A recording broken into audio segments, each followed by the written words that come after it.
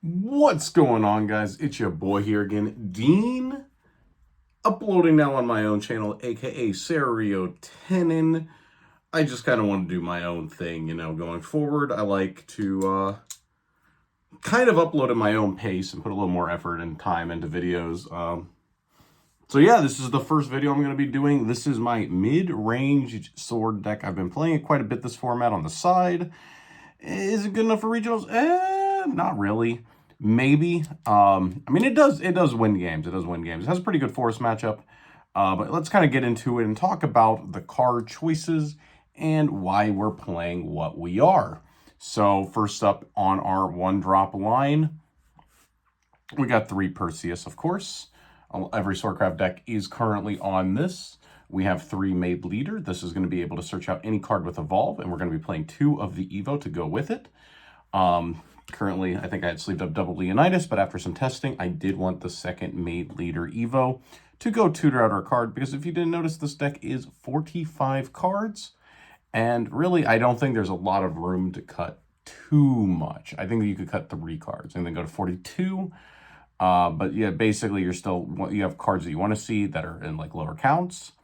And so the main leader is going to be able to do that at a slight tempo loss. I know that's what people don't like about her. We've got 3 bell ringers because it's going to be pairing with our pompous princess that's going to be able to summon cards. And because Sword doesn't have a lot of natural draw, it's like our deck thinner that we can also open and have like a straight up good curve. 3 Old Man and Old Woman. This is the best card. It's able to deal with massive threats when our opponent puts them on the board. Anything tapped we can get rid of, and that's just kind of like the big thing. And then we got the tapper man, the swordsman, to be able to tap our opponent's cards. Swordsman's not very good, though, unless you already have the old man. Also, you can pair with Leonidas to be able to tap a card so that Leonidas can trade. But this card's really bad, especially this format in decks like Forest. So we don't want to play 2. We don't want to play 3 of this. We don't want to really open it unless we also open this. And so we're just gonna play 2. 3 Staircase to Paradise. I've been testing this card. It's pretty good for the mid-range deck if you open it. Even if you don't open it, as long as you can sneak one in play, it usually procs around turn 6 or 7, just so you know. That's when you're expected to see a card from it. And it really doesn't even matter. If you put this thing down on 2 or 3, it's like functionally similar. 3 is pretty bad. That's a pretty bad tempo loss, since that's when our deck starts to get online.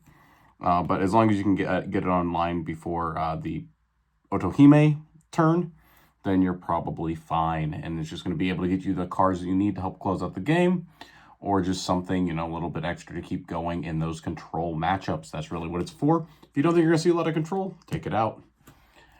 3 Gunner Made Saria. This is the only good 2-drop, I think, in Sword. I don't like the 1 health followers that get 8 by Elfchild May. I don't like those really aggressive decks that like run out of hand way too early. And I don't like cards that really just don't do anything. They don't help fix our curve. They don't do anything at all for us. So 1/3, pretty sticky. Might be able to like help soften something up so you can kill it with a bell ringer maybe on the following turn. Or just having a follower on board for our Perseus plays in the mid game. So just very good. And it searches any princess on play. So we're going to be able to search Pompous Princess, Aurelia, or the double Otohimes that we're playing. So we're playing 6 targets to go with our triple. Realistically, you're going to see like 1 or 2 of these a game. And if you see this in your opening hand, almost any opening hand is playable as long as you have this card. Because 1-drop, not as important for a mid-range deck to have.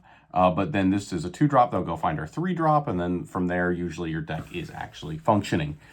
3 Gem Staff. This card is terrible on 3, but it combos nicely with some of our other cards that we are playing in the late game. Or a little bit later game than 3, definitely. But yeah, just searches any Swordcraft card. Definitely a good card. 2 Otohime. This is going to be our Ward Summoner. We're playing 2 of the Evo as well. It stops Forest from killing us since we don't have any quicks in the deck. We need just like to be able to present large boards of wards that make it unsafe for them to put down an elephant. And then from there, we can hopefully manage to actually win the game.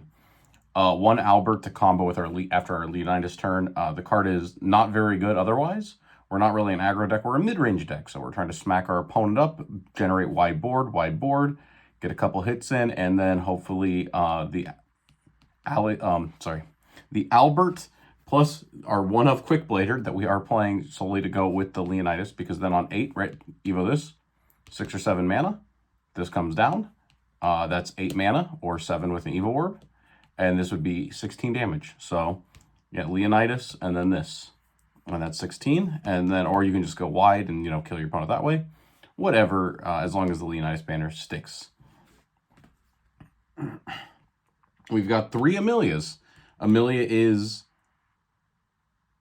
dual utility, right? It's able to either clear something on our opponent's board that maybe we're afraid of, or if we're tempo positive, we can use it to summon a Pompous Princess or a Gemstaff Commander, either fixing our curve or generating a wide board.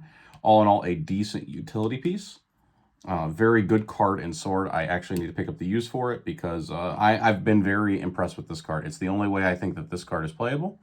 Gemstaff on 3 is just such a tempo lost, but Gemstaff paired with an Amelia, you generate, 6/5 worth of stats. That's pretty good. Gawain of the Round Table. This guy is a new card from set 4, 5, whatever we're on. He's got Rush.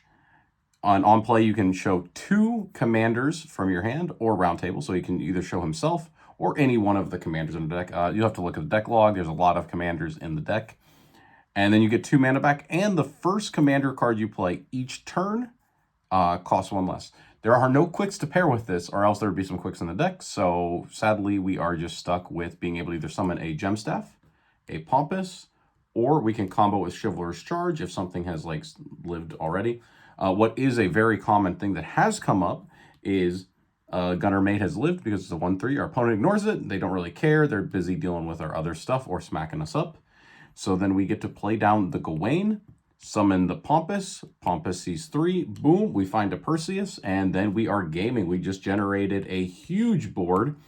This single card plus this card in hand generated 11 worth of stats, and then we still have our 1/3 up.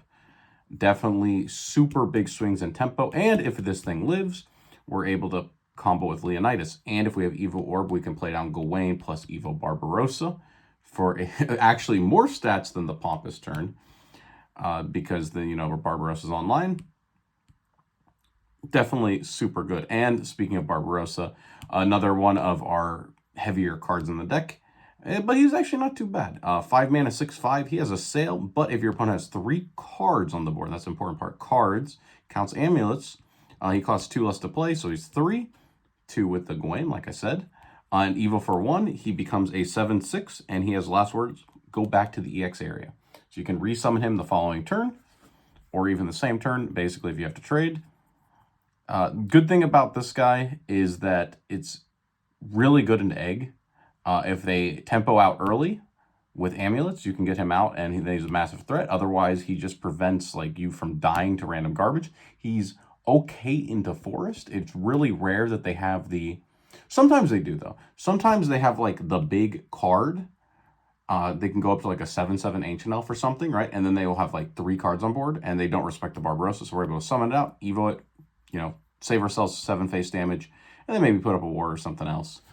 Combos very nicely with the Chivalrous Charge because we are able to, of course, this is a commander, look at that 6/5 or 7/6. So AoE 7 or AoE 6, very huge tempo swing, being able to blow up a board that even Conflag couldn't blow up, but also presenting the body. That's why I think this deck is pretty real. It's is this combo right here. 2 Leonidas. Basically, we're playing a 2/2 split on these two because we want to see 1 copy of each, and we have the made leaders to search out the one that we don't. But we don't want to have to made leader Evo twice, but we might have to, right?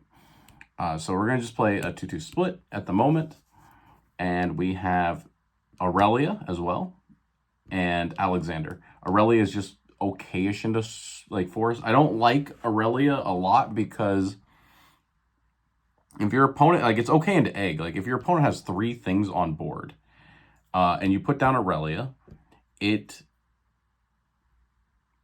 isn't allowed to attack if you want it to actually live, which is the point of the aura, I think. Right, you get the aura, you get the extra health, you want this card to live. If you use it to trade, usually it just dies. It gets smacked by the other cards they have on their board, and then you lose. Alexander, still a good board clear, comboed with the Leonidas Resolve, insanely strong. Even before that, though, this card can help you in the aggro matchups. Evo deck, single Bell Ringer, double Maid Leader, double Otohime, triple Barbarossa since he comes back to EX area. You want all 3 of them throughout the game, Leonidas, and 1 of Albert. So yeah, that's my mid-range deck profile. It's 45 cards. I really would not cut anything. I kind of like the way it is. The only card I want to see more often is the Chivalrous Charge. Everything else I see about as much as I want to. And yeah, that's it. If you like this deck profile, please hit that thumbs up. Hit that subscribe button, because I am starting again from 0. And until next time, this is Dean signing out.